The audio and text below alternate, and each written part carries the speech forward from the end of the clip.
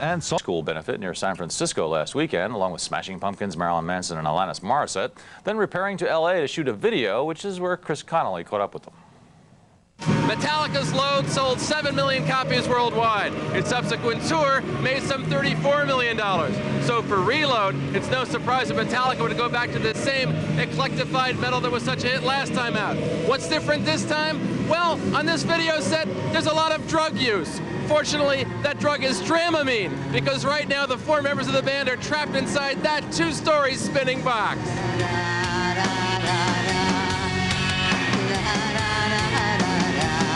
What it is that we're sitting on this sled and the room is revolving around us, and it gives the illusion that we're actually spinning like this, defying gravity.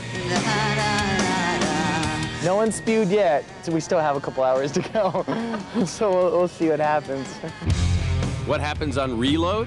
Band members say its 13 songs continue Metallica's foray into the leaner, more varied sonic attack that hasn't always met with unanimous approval. There's a little more opinionated responses on these last couple records, I think. It's not like, it's okay. It's, I hate it or I love it, you know, which is how I think it should kind of be. We're not meant to be background music, you know, while you're driving. There's plenty of people interviewing me saying, you know, well, you're not as angry as you used to be, blah, blah, blah. You know, what are you going to do now now that you're happy, you can't write lyrics. There's crap like that, you know. You know, there's still ugliness down under.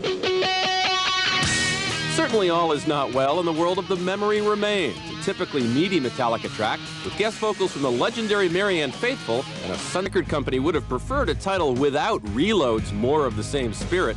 Band members aren't shy about linking the 2 CDs together, since Reload's tracks were largely recorded at the same time Load's were.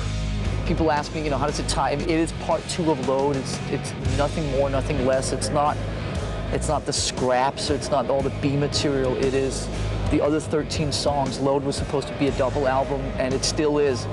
The 2 records just came out a year apart. What we wanted to do is try to put out records more often and tour more scattered. And by breaking this into smaller bits, that becomes an option.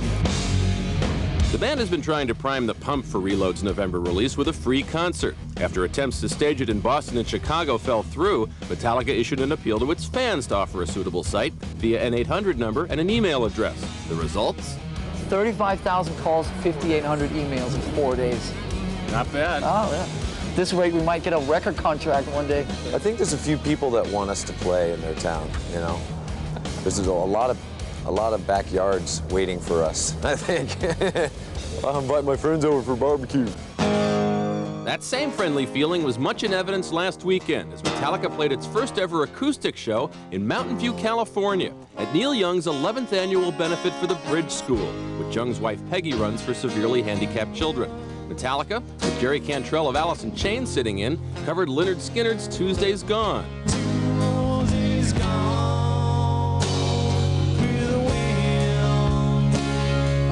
I wouldn't mind integrating some of that stuff into our show.